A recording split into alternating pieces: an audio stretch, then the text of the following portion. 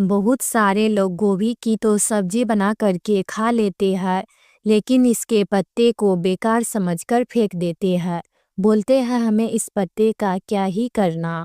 लेकिन आज मैं आप लोगों के लिए गोभी पत्ते की एक ऐसी अनोखी टेस्टी मज़ेदार रेसिपी लेकर के आई हूँ, जिसे देखने के बाद शायद आप भी गोभी पत्ता फेंकना भूल ही जाइएगा, क्योंकि ये खाने में तो एकदम टेस्टी लगते ही है, बल्कि इस अनोखे रेसिपी को बनाना भी एकदम आसान है।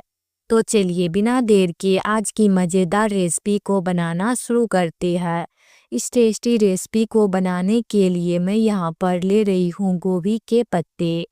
तो गोभी का पत्ता आपको एकदम से मोटा वाला नहीं लेना है।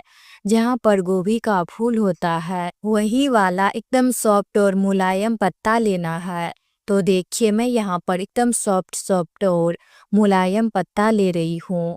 तो अब गोभी के पत्ते को इस तरह से एक एक करके चुन लेंगे और गोभी पत्ते का इस तरह से बंच बना लेंगे। अब इसको किसी चॉपिंग बोर्ड पर रख करके अच्छे से काटेंगे। तो इस तरह से पत्ते का बंच बनाकर काटने से पत्ता को काटने में आसानी होता है। तो इसी तरह से सारे गोभी के पत्ते को काट करके रख लेंगे। तो मैं यहाँ पर सारे गोभी के पत्ते को काट करके रख ली हूँ। अब यहाँ पर लेंगे एक बड़ा सा छन्नी और इसमें सारे कटे हुए साग को डाल देंगे। तो हमें साग को एकदम बारीक ही काटना है। बारीक काटने से साग जल्दी पककर तैयार हो जाता है। तो मैं यहाँ पर सारे साग को काट करके रख ली हूँ। तो चलिए अब हम साग को फटाफट से धो लेते हैं। तो धोने के लिए इस तरह से किसी बर्तन में पानी लेंगे और इसमें सारा साग डालकर इसको अच्छे से धोएंगे। तो साग को इस तरह से 2 से 3 बार साफ पानी से धोएंगे, ताकि साग में जो भी धूल कण वगैरह होगा वो साफ हो जाए। तो इस तरीके से साग को 2 से 3 बार साफ पानी से अच्छे से धोएंगे।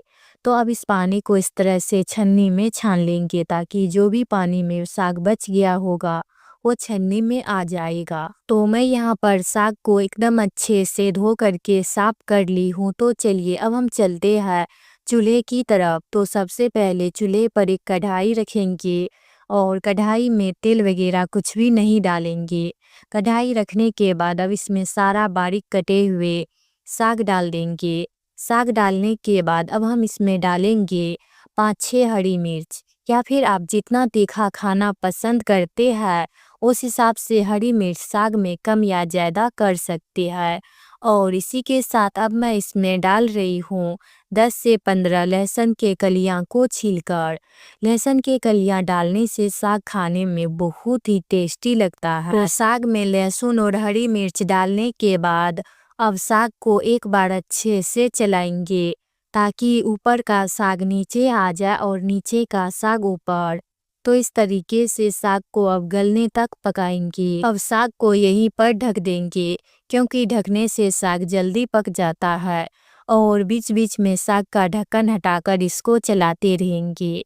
तो इसको एकदम अच्छे से चलाएंगे, ताकि ऊपर का साग नीचे आ जाए और नीचे का साग ऊपर। तो इसी तरह से साग को चलाते हुए एकदम अच्छे से पकाएंगे। दोस्तों, गोभी की साग ऐसी होती है, ये शुरुआत में काफ़ी सारा लगेगा। जैसे जैसे आप इसको पकाना शुरू कीजिएगा, आखिर में ये पककर कम ही बचेगा। तो अब यहाँ पर देखिए साग काफ़ी हद तक पक गया है। तो हमने साग को लगभग 4 से 5 मिनट तक पका लिए है। अब हम इसमें डाल देंगे स्वाद अनुसार नमक। तो यहाँ पर नमक डालने से ये भी फायदा होगा, साग जल्दी ही गल जाएगा और साग को भी पकने में कम ही टाइम लगेगा। तो नमक डालते ही नमक को अच्छे से मिक्स कर देंगे। और आप जितना नमक खाना पसंद करते हैं उस हिसाब से साग में कम या ज़्यादा कर सकती है। लेकिन मैं यहाँ पर डाली हूँ 1 चम्मच नमक। तो नमक को हमने अच्छे से साग में मिला दिए है। अब इसको वापस से ढक देंगे, क्योंकि साग को हम ढकते हुए ही पकाएंगे। और बीच बीच में साग का ढक्कन हटाकर साग को अच्छे से चलाते रहेंगे, जिससे साग जले ना। गोभी पत्ते की साग खाने में तो एकदम टेस्टी लगते ही है, बल्कि इस अनोखे साग को बनाना भी एकदम आसान है। ये साग कम टाइम में भी झटपट बनकर तैयार हो जाता है। तो अब यहाँ पर देखिए हमने साग को एकदम अच्छे से पका लिए है। तो हमने साग को यहाँ पर लगभग 15 से 20 मिनट तक अच्छे से पकाए है। तो चलिए पहले एक बार साग को चेक कर लेते हैं। तो इस तरह से एक मोटा वाला डंठल लेंगे और इसको दबाकर देखेंगे।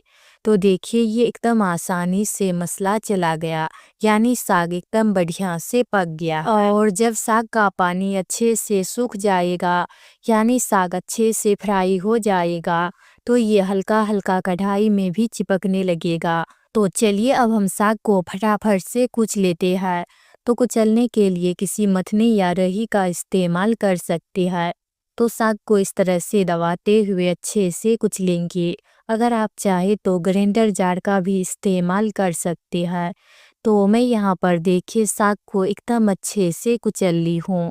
तो चलिए अब हम साग में फटाफट से तड़का लगा लेते हैं। तो तड़का लगाने के लिए किसी तड़का पैन या कढ़ाई में थोड़ा सा तेल डालेंगे। तेल गर्म होने के बाद मैं इसमें डाली हूँ 5-6 लहसुन के कलियां और 4-5 सूखी लाल मिर्च को तोड़कर।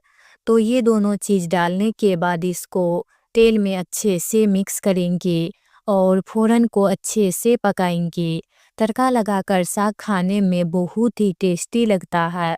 अगर आप इसमें तड़का नहीं लगाना चाहते हैं तो कच्चा तेल भी मिला करके खा सकते हैं, वैसे भी साग खाने में टेस्टी लगता है। तो अब इसमें सारा साग को डाल देंगे। तड़का में साग को डालने के बाद अब इसको तेल में अच्छे से मिक्स करेंगे और इसको 1 से 2 मिनट तक अच्छे से फ्राई करेंगे, ताकि साग में थोड़ा बहुत जो पानी बच गया होगा वो अच्छे से सूख जाए। क्योंकि जितना अच्छे से साग का पानी सूखेगा, साग खाने में उतना ही टेस्टी लगेगा। तो लीजिए हमारा टेस्टी साग बनकर तैयार है। आप इस मज़ेदार साग को रोटी या चावल के साथ बहुत ही मज़े से खा सकते हैं। ये खाने में बहुत ही स्वादिष्ट लगेगा।